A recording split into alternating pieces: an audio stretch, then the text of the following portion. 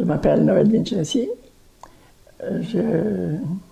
J'ai été la femme de Jean-Pierre Chabrol. On s'est mariés aussitôt après la libération. J'avais 20 ans, il en avait 22. C'était en 1947. Et nous avons vécu 23 ans ensemble et nous avons 4 enfants.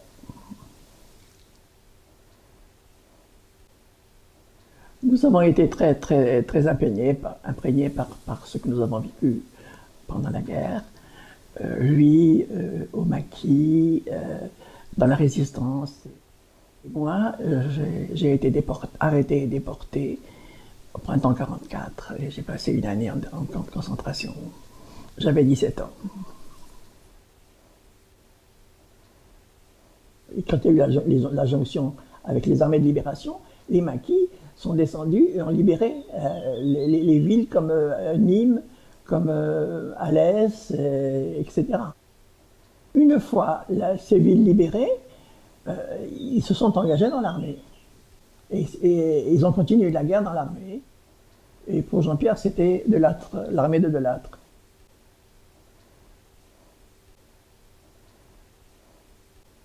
Un homme de trop était très imprégné par l'expérience de la guerre, enfin, surtout de la résistance, et des problèmes que la clandestinité imposait. Jean-Pierre avait été impressionné par un incident de sa vie de maquis. Il a commis une imprudence.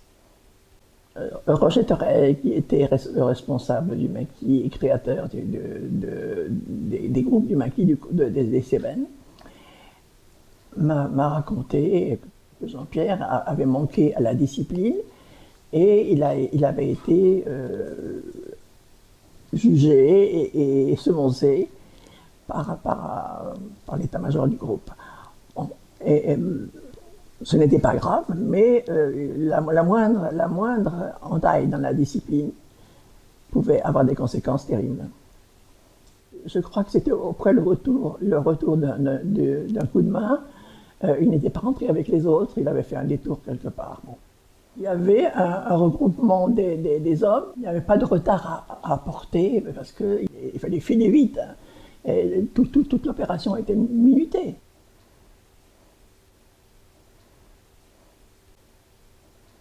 Je pense que les jeunes qui allaient au maquis avaient déjà des contacts avec la résistance organisée, qui avait en charge l'organisation des maquis et le fonctionnement des maquis.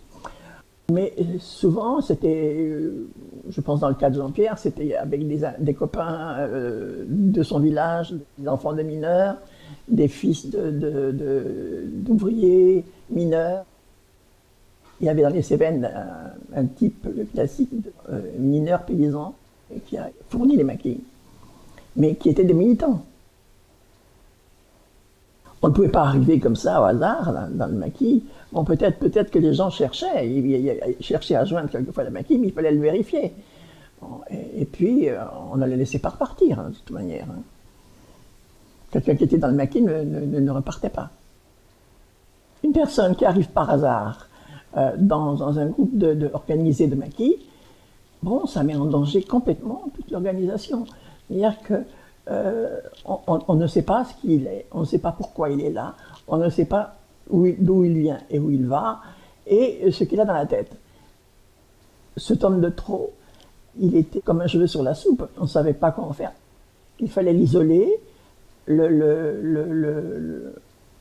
il n'était peut-être pas question de le descendre tout de suite, mais il fallait l'isoler, l'enfermer, l'empêcher de participer et d'être au courant de quoi que ce soit. Il n'est pas question de le laisser repartir, de toute façon, parce que ça mettait en danger tout le monde, l'organisation, c'était pas possible. Donc il fallait l'isoler, ça mobilisait des gens, mais c'est arrivé, hein, c'est arrivé. Et puis, ou bien, bon, quelquefois, c'était la solution radicale.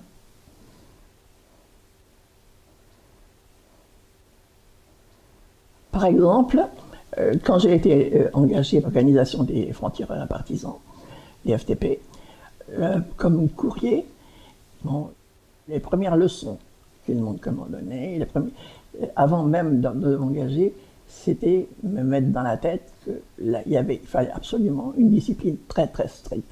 et bien observer les rendez-vous, les horaires, les consignes. Rien, rien ne pouvait être laissé au hasard. Mon lien à l'organisation était à la fois solide et fragile. Par exemple, mon responsable, je n'ai jamais su son nom. Même maintenant, je l'ignore. Qui il était et d'où il venait. Si j'avais été arrêté, par exemple, si on m'arrêtait dans mon transport de courrier, bon, qu'est-ce qu'ils auraient trouvé? Bon, j'étais impliqué. Une valise avec des armes, de l'argent, des tickets d'alimentation, des tracts défendus, etc. Bon, donc j'étais impliqué. Mais j'étais incapable de donner quelque renseignement que ce soit sur qui que ce soit. Ça, c'était incroyable. Ça, c'était très, très, très strict. Tous les mouvements de résistance organisés n'avaient pas la même rigueur dans les consignes de sécurité. La preuve, c'est qu'il y avait 5 minutes que j'étais dans le local de l'armée secrète, l'AS. La Gestapo a déboulé et ce jour-là, la Gestapo avait arrêté une cinquantaine de personnes de l'AS. Tout un réseau avait été tombé.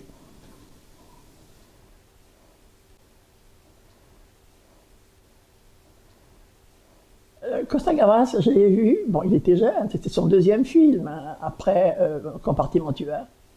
Je connaissais à cause du succès de son film, mais personnellement, je ne le connaissais pas. Je pense que s'il s'est intéressé à ce livre et s'il est venu rencontrer Jean-Pierre, c'est peut-être sous l'égide de Simone Signoret et Yves Montand, qui étaient aussi des amis.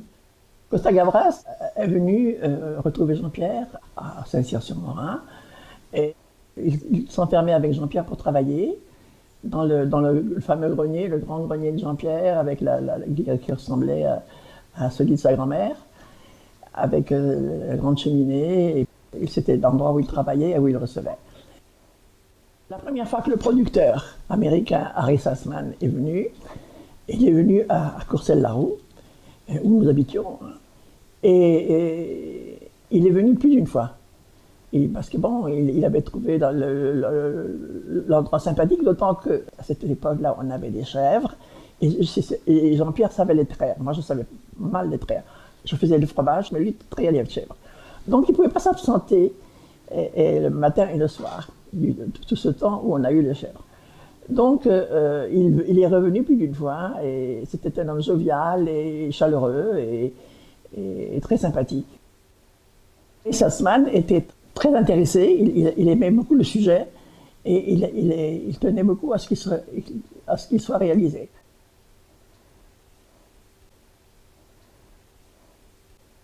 On pense que c'était un bon film qui rendait bien compte du sujet, et avec toutes ces nuances et ces complications. Qui s'était tourné dans des bonnes conditions localement. Les anciens résistants et ceux qui étaient impliqués dans les maquis des Cévennes ont trouvé l'histoire complètement plausible et ils ont apprécié le film.